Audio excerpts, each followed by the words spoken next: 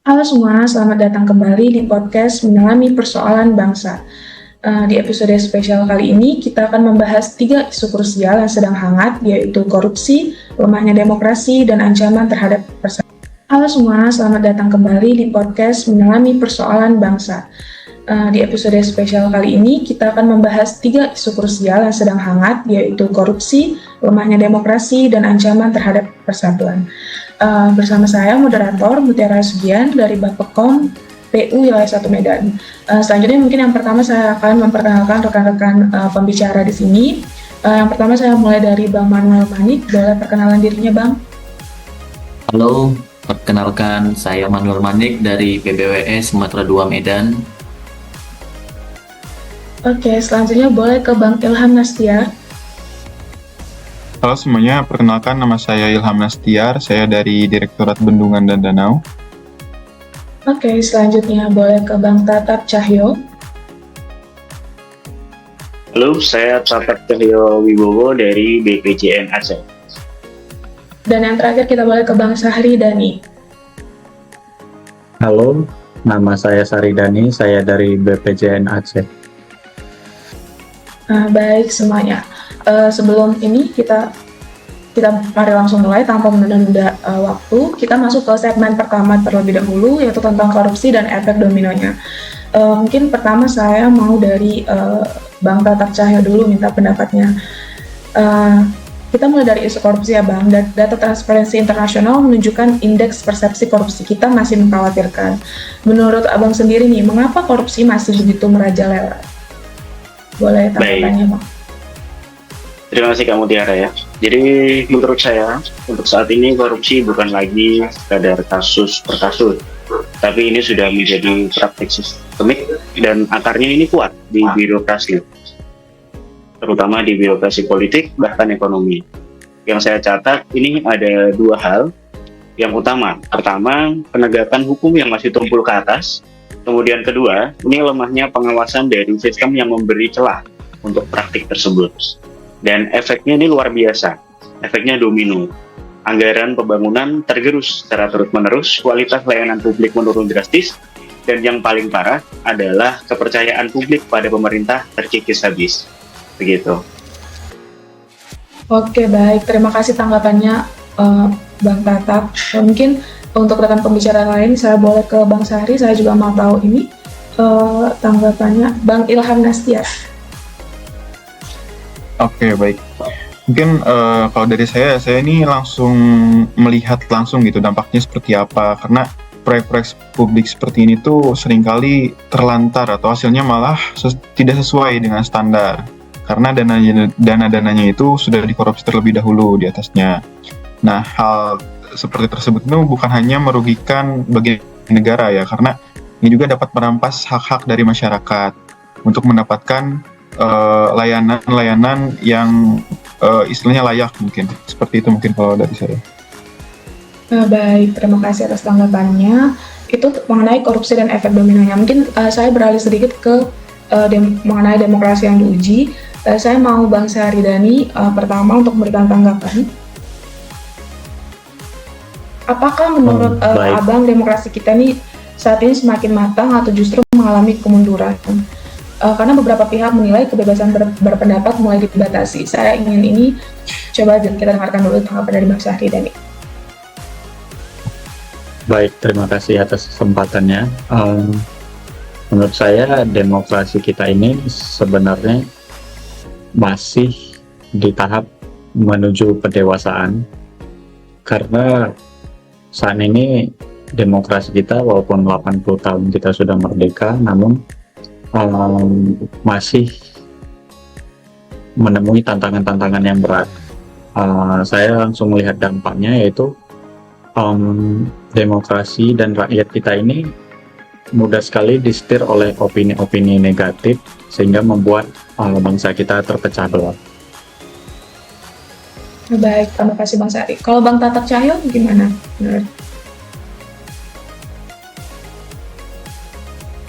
Baik, jadi saya sangat setuju sekali terkait untuk korupsi. Jadi untuk korupsi dan lemahnya demokrasi ini saling berkaitan, yaitu korupsi subur di lingkungan di mana pengawasan publik lemah dan penguasa bisa seenaknya memanipulasi aturan. Jadi bisa saya simpulkan bahwa demokrasi yang sehat ini akan menjadi penangkal korupsi yang sangat efektif. Begitu. Baik, terima kasih. Mungkin untuk selanjutnya saya ingin membicarakan sedikit mengenai cara menghadapi ancaman persatuan ya. Saya mau ke Bang Manuel Manik dulu. Abang pasti melihat kan bagaimana polarisasi dan isu SARA seringkali menjadi alat politik. Jadi menurut pendapat Abang sendiri, apakah persatuan kita ini saat ini memang benar-benar sedang terancam atau bagaimana? Baik, terima kasih Mbak Muti. Kalau menurut saya ancamannya itu begitu nyata ya Mbak. Yang pertama itu ketika dari segi ketidakadilan ekonomi dan ketimpangan sosial mungkin seringkali dijadikan pemicu utama. Ketika masyarakat merasa tidak mendapatkan keadilan, mereka rentan dimanipulasi dengan isu-isu SARA. Ditambah lagi dengan masifnya penyebaran hoax di media sosial.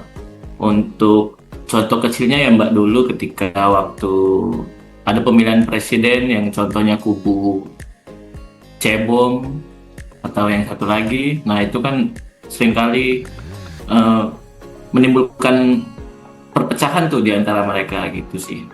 Kalau dari saya sih itu aja. Baik, menarik untuk opini dari Bang Manuel, tapi saya mau coba dengar dari pendapat Bang Ilham Nastiar dulu, kira-kira ada tambahan atau bagaimana Bang? Ya kalau misalkan dari saya mungkin kita harus kembali lagi ke nilai-nilai Pancasila mungkin ya. Karena kita harus Pancasila itu tidak hanya sekedar sebagai slogan. Nilai-nilai Pancasila itu bukan hanya sebagai sekedar slogan, tapi juga harus diamalkan. Toleransi, gotong royong, lalu juga rasa saling menghargai. Kita harus menjadikan hal-hal tersebut, nilai-nilai tersebut menjadi fondasi yang utama gitu. Mulai dari hal-hal kecil yang ada di lingkungan kita, mungkin seperti itu, Mbak Muti. Baik, terima kasih untuk ini pembicara semuanya. Jadi selesai sudah kita membahas mengenai korupsi, lemahnya demokrasi, dan ancaman terhadap persatuan bangsa. Tapi untuk sebagai penutup mungkin saya ingin minta pesan singkat dari 4 pembicara kita untuk para pendengar. Apa pesan sebagai penutupnya? Kita mulai mungkin dari Bang Tatap Cahyo, boleh pesannya Bang? Baik, pesan singkat saja, lawan korupsi dengan transparansi dan pengawasan yang kuat. Indonesia emas, generasi akan maju, korupsi kita berantas. Mantap Bang. Selanjutnya mungkin boleh dari Bang Sahridani. Ya, baik, pesan saya jangan apatis. Kita semua punya peran. Mulai dari diri sendiri, berpartisipasi aktif dan menjadi bagian dari solusi. Kita harus proaktif, bukan hanya kita yang menjadi pasif. Bahwa persatuan dan kesatuan itu adalah harga mati NKRI. Betul teman-teman semua, jangan apatis ya teman-teman semua. Selanjutnya ke Bang Manuel Manik, boleh pesan penutupnya Bang? Kalau untuk saya sih Mbak, sedikit aja. Yang penting kita memperkuat persatuan, hindari perpecahan antar bangsa ya Mbak. Dan terus jangan mudah termakan hoax gitu. Kita harus lebih sering untuk menyaring informasi-informasi yang diberikan dan jangan langsung termakan mentah-mentah berita tersebut. Gitu aja sih Mbak. Oke, terima kasih Bang Manuel Manik. Selanjutnya yang terakhir dari pembicara kita terakhir untuk dari Bang Ilham Nastiar untuk pesan penutup kepada penonton kita. Kalau dari saya sih jaga demokrasinya ya, terus kita juga harus berani bersuara dan kita harus menggunakan hak pilih kita dengan bijak mungkin, seperti itu Mbak. Oke, demikian ya semua untuk para pendengar. Pesan yang sangat kuat dari para pembicara kita. Terima kasih untuk seluruh pembicara, Bang Manuel, Bang Ilham, Bang Sahri, dan Bang Prata. Dan terima kasih juga kepada kalian semua yang sudah mendengarkan podcast ini. Sampai jumpa di episode selanjutnya. Terima kasih. Sama Mbak Muti. Terima kasih juga. Mbak Muti. Ya, terima kasih Mbak Muti. Oke.